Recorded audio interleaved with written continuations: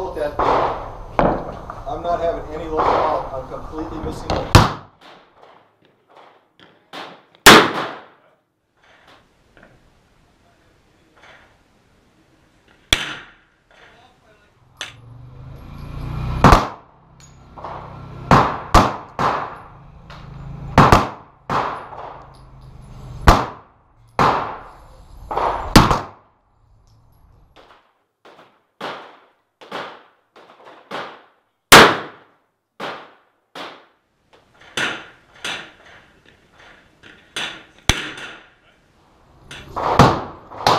Look at the fucking cannons. What?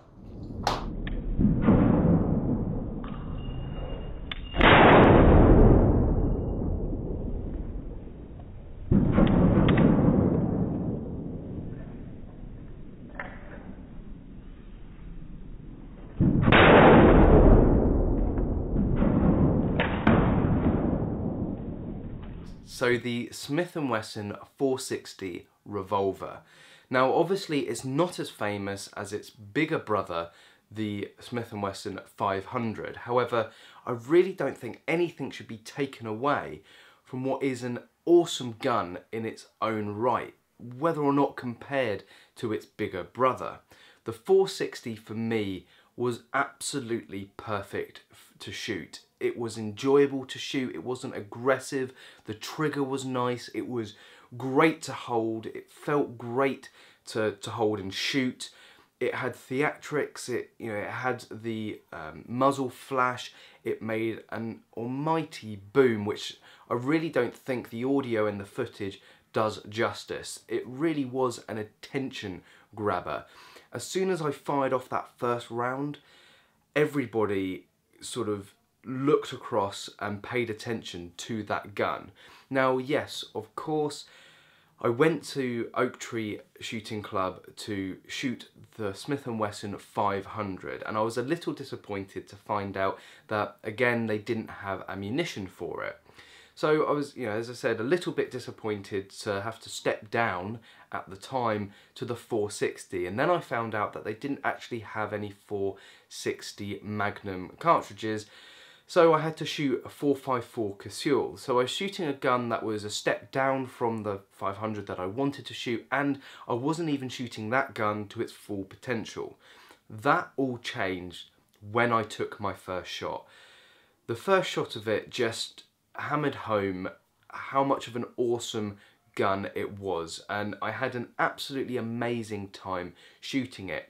Yes, it's not the 500, but it is an amazing gun in its own right.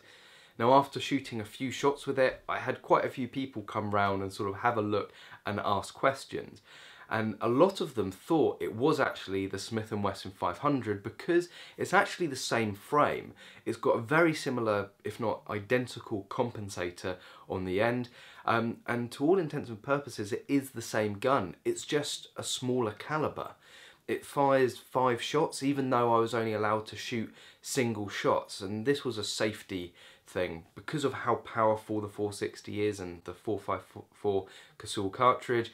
They only wanted me shooting 1 at a time, which some people could get, again, further disappointment out of, but actually it made me savour each shot, and I'm really glad that I did that. Because, as I said, I really don't think that the footage does it justice. The sound that this thing made, it was absolutely incredible. And as I said, it was enjoyable to shoot. It had a 8 to 9 inch barrel on it, which absorbed the recoil really, really well. So as you watch me shoot it, it looks like I'm shooting like a pea shooter. Yes, it's a big gun, but actually there's very little recoil from it, and the sound isn't really picked up. But really, it was a big boom. I did get a jolt from it, but it was just very nice. The trigger on it was absolutely gorgeous.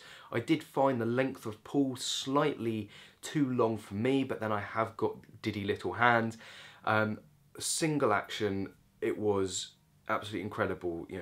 You cock it first and then pull that trigger. It was like just an absolute, hair trigger. The high poweredness of them really didn't detract. And I would say to anybody that thinks that they might be too small or not able to handle one of those revolvers, like, yes, be careful with one, take your time with it, but actually I found them incredibly easy and enjoyable to shoot.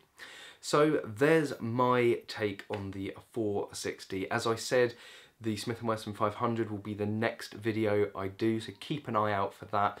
I really hope you've enjoyed this footage and you enjoyed this video as a whole with my little commentary on the end. But as always, thank you very much for watching, and I hope to see you soon.